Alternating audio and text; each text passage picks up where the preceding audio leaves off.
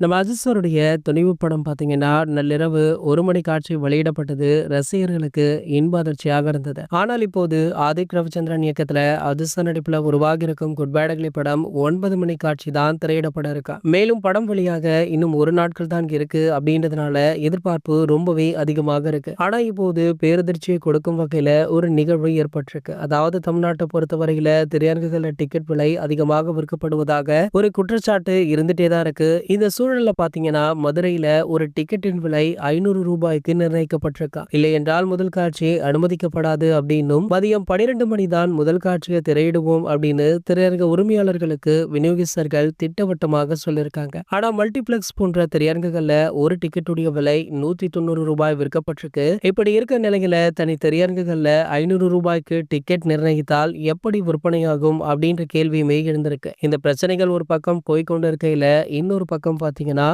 ரசிகர்களுக்கு ஒரு மகிழ்ச்சியான செய்தி வந்திருக்கு. அதாவது இந்த படத்தை இந்தியாவுல திரையிடுவதற்கு முன்பாகவே வெளிநாடுகள்ல திரையிடுறாங்களா. சோ அங்கேயும் இங்கேயும் டைம் டிஃபரன்ஸ் அப்படின்றதுனால இந்த படம் முன்கூட்டியே வெளிநாடுகள்ல ரிலீஸ் ஆகிறதுக்கு சோ கண்டிப்பாக ஆன்லைன்ல படத்துடைய விமர்சனங்கள் வந்துவிடும் அப்படின்றது தெரிய வந்திருக்கு. இது போன்ற சினிமா செய்திகளை பத்தி நீங்க உடனே தெரிஞ்சுக்க நம்மளுடைய அஜித் 360 சேனலை மறக்காம சப்ஸ்கிரைப் பண்ணிக்கோங்க.